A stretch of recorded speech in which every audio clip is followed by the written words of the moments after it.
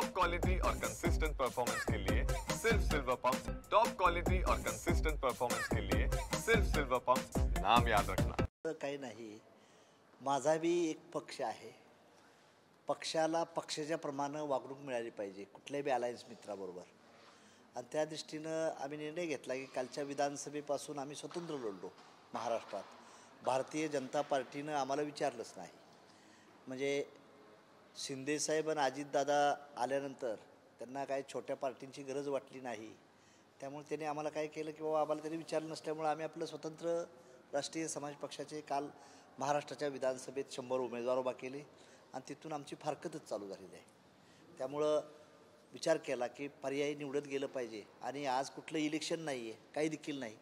राजमाता महाराणी अहिल्याबाई होळकरांची जयंती निमित्त आपण चीफ गेस्ट म्हणून त्यांना बोलवतो आहे, आणि काल त्यांनी रिस्पेक्ट बी फार चांगला दिला। पार्टी कार्यालयाला न बोलता घरी बोलवलं, आणि स्वतः म्हणजे त्यांनी जी मना पाहिजे एका राष्ट्रीय अध्यक्षाला जसं सन्मानाची वागणूक पाहिजे तशी राहुल गांधींनी दिली। त्याबद्दल मी राहुल गांधींचं अभिनंदन करतो, आभार मानतो।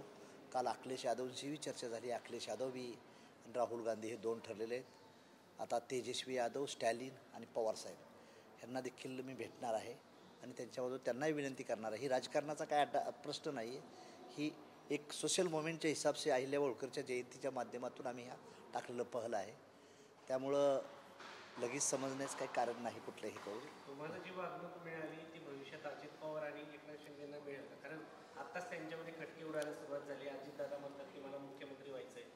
आता ते काय होते, माझ्यापेक्षा अजितदादा जास्त मोठे आहेत आणि एकनाथ शिंदे साहेबसुद्धा मोठे आहेत।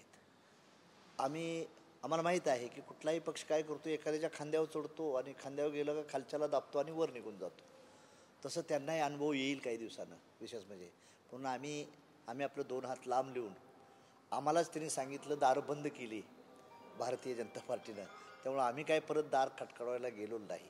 त्यामुळे आमची चूक नाही, भाजपाच्या नेतृत्वांना माहीत असेल की कोणाची चूक आहे ती, आणि लगेच आम्ही झालं आहे म्हणजे आम्ही लगेच त्यांच्यावर टीका बी करणार नाही, हे लक्षात ठेवायचं। राजकारणात कालचा शत्रू आजचा मित्र होतो, उद्याचा शत्रू या दृष्टीनं मलाही माझं दल वाढवायचं आहे, त्या दृष्टीनं आम्ही मौका केला।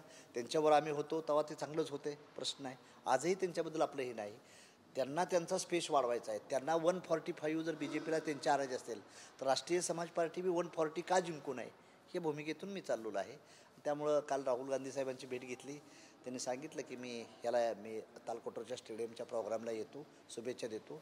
काही डिस्कशन झालं आमचं कास्ट सेन्ससबद्दल देखील, आणि त्यांनी फार पॉझिटिव्हली बोलवलं, आणि त्यांनी मला सांगितलं की काही गोष्टी अजून असतील तर मला डायरेक्टली सांगत जावा, अशा ह्यातून त्यांनी रिस्पेक्ट दिला।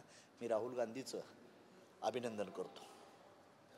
आज सौंदी या ठिकाणी त्या ठिकाणचं बघता तुम्ही लावलं, सुरुवातीला जयंतीचा कार्यक्रम तुम्ही सुरू केला, त्या ठिकाणी राज्य सरकार जाऊन पहिल्यांदा कॅबिनेट बैठक घेते, याच्या पलीकडे जाऊन बैठकीमध्ये कोणते निर्णय घ्यावेत याकडे राज्याच्या जनतेचं लक्ष लागेल। कारण या जयंतीला या सरकारने येण्यापूर्वी लाडली बहीण 2100 रुपये द्यायचं सांगितलं होतं, शेतकऱ्यांची कर्जमाफीच्या संदर्भात सांगितलं होतं, वेगवेगळ्या योजना देऊ सांगितलं, त्या योजना आज महिलांना दूर पाणी पाण्यासाठी जावं लागतंय, काय आज कॅबिनेटमध्ये दिसलं? मी आज आपल्या माध्यमातून महाराष्ट्राच्या मुख्यमंत्र्यांना विनंती करत आहे, मुख्यमंत्री देवेंद्र फडणवीस असतील, अजितदादा किंवा एकनाथ शिंदे साहेब असतील, यांना विनंती करतो की तुम्ही जी आश्वासनं दिली होती, माझ्या शेतकऱ्याचं कर्ज पहिलं माफ करतोय, ते पहिलं माफ करायचं पहिलं काम करावं, शेतकऱ्याचा 7/12 कोरा करावा।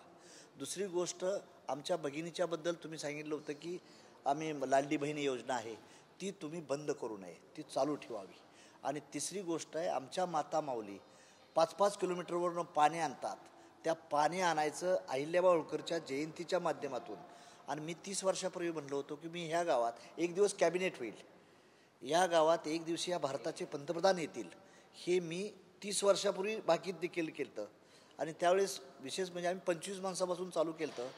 आम्ही ज्यावेळेस आलो तेव्हा ऊन असायचं, पण मी भाषणाला उभं राहायचं तेव्हा शिरवळ पडायचं, आणि त्यावेळेस मीच लास्ट भाषण असताना पावसाचे 5 थेंब तरी पडायचे। तिथं आदरणीय लोकनेते गोपीनाथ मुंडे, भुजबळ साहेब, म्हणजे मोठी माणसं तिथं घेऊन आलो। उत्तर प्रदेशले सर्वच मिनिस्टर बहुतांशी मी तिथे न्यायचा प्रयत्न केलेला होता, आणि तिथे एक मोठं सामाजिक हे जमलेलं होतं। गृहमंत्री भुजबळ साहेब होते आणि उद्घाटक गोपीनाथ मुंडे BJPचे होते। जयदत्तांना क्षीरसागर होते, सर्व अशा लोकांना मी आठवले साहेब होते, त्यांना बोलवून तिथे एक प्रोग्राम करायचा प्रयत्न केला.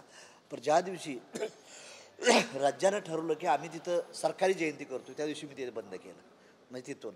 आणि त्यामुळं आणि आज आनंद आहे त्यांचा की कॅबिनेट त्या अहिल्याबाईच्या गावात होती. अहिल्याबाई होळकर हे नुसत्या धनगर समाजाचं सिम्बॉल नव्हतं, तर ते सर्व समाजाचं होतं. त्यांनी माणसाबरोबर पशु आणि पक्ष्यांचा देखील त्यांनी काळजी घेतली होती. विठ्ठलाच्या पंढरीला जाताना जो रस्त्याची दोतर्फा लाईन बांधायची होती त्या अहिल्याबाईंनी बांधली होती. म्हणजे सर्व समाजाबद्दल मुस्लिमासाठी चर्चही बांधलं होतं. त्याच्यावर अन्याय केला इतिहासकाराने. फक्त ते काय केलं की हिंदूंची देवता म्हणून प्रोजेक्ट करण्याचा प्रयत्न. आम्ही हिंदू आहे, आय एम ऑल्सो हिंदू, पण हिंदू म्हणून नाही तर तिनं गिरिजाघर बांधलं होतं. अहिल्या होळकरनं मशिदी बांधलेल्या आहेत. सर्व समाजासाठी काम केलं होतं. राज्याच्या मुख्यमंत्र्याला आणि कॅबिनेटला आज आमच्या शुभेच्छा आहेत. आज फार त्यांनी चांगला निर्णय पाडलेला आहे. त्यांनी जे शिवाजी महाराजाचं स्मारक असेल तेही झालं पाहिजे. त्यादेखील समाजाला न्याय मिळण्याचा प्रयत्न केला पाहिजे. गडकिल्ले असतील ते. आणि तुम्ही शेतकऱ्यांचं कर्ज माफ करा. तुम्हीच बोलला होता महिलांच्याबद्दल, बहिणीचं पर्स आहे ते बंद करू नका. आणि पाण्याचा प्रश्न आहे तो सोडला पाहिजे. आणि माझी विनंती आहे, अहिल्या होळकरच्या गावातच चाललेलं आहे तर धनगराच्याबद्दल केंद्राला एक्सपान्शन वाढवा. धनगर समाजाला मूळ आदिवासीला धक्का न होता एसटीत द्या. आणि मराठा समाजाची मागणी ओबीसीबद्दल आहे तर त्यांनाही तुमचं एक्सपान्शन वाढवून जर मूळ ओबीसीला धक्का न लावता जर त्यांना काय न्याय द्यायचा असेल तर त्याही समाजाला देण्याची भूमिका करा. हे समतामूलक धोरण आमचं आहे हे. आणि राज्याच्या मुख्यमंत्र्याच्या हातात आहे. रिझर्वेशन द्यायचं केंद्रात आहे. केंद्रातच त्यांचेच पंतप्रधान आहेत.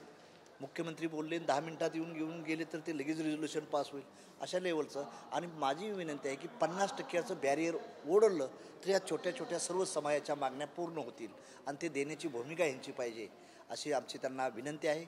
आणि आज मी शुभेच्छा देतो की अहिल्या होळकरच्या गावात कॅबिनेट घेतलं. आमच्या माता भगिनी आजही धाराशिवसारखा जिल्हा असेल, सातारासारखे काही जिल्हे, सांगलीसारखे काही, बुलढाण्यासारखे आहेत की तिथं आजही पाणी आणायसाठी 12-12 किलोमीटर महिलांना जावं लागतं. तर कमीत कमी अहिल्याबाईचं नाव घेतो, सावित्रीचं, जिजाऊचं नाव घेतो, रमाबाईचं नाव घेतो, तर कमीत कमी आमच्या माता भगिनींना पाणी तरी तुम्ही नलजल योजना आणली, त्या नलजल योजनेच्या माध्यमातून काय झालं आहे त्याचं बी हे करा. आणि त्या लोकांचं कमीत कमी पाण्याचा प्रश्न सोडवा एवढी भूमिका आहे. दुधाचा दर वाढला पाहिजे. दुधाच्या दराच्या दृष्टीनं शेतकरी व्याकुळ आहे. आमचे विद्यार्थी दिल्ली ठिकाणी महाराष्ट्रातले UPSCला बसतात. त्यांच्यासाठी मी ज्यावेळेस मिनिस्टर होतो तेव्हा आम्ही यशवंतराव चव्हाण साहेबांनी जागा घेतली होती तर ते बांधलं तर इथलं दिल्लीमध्ये आमच्या महाराष्ट्रातल्या मुलांना मुलींना राहण्यासाठी सेंटर मिळेल. असं सर्वच नियमाचं काम करावं असं नम्र आवाहन करतो. आणि 31 मेला चौंडीला चालकोटर मैदानाला आपण सर्वांनी यावं अहिल्याबाईच्या जयंतीला असं आवाहन करतो. Thank you sir.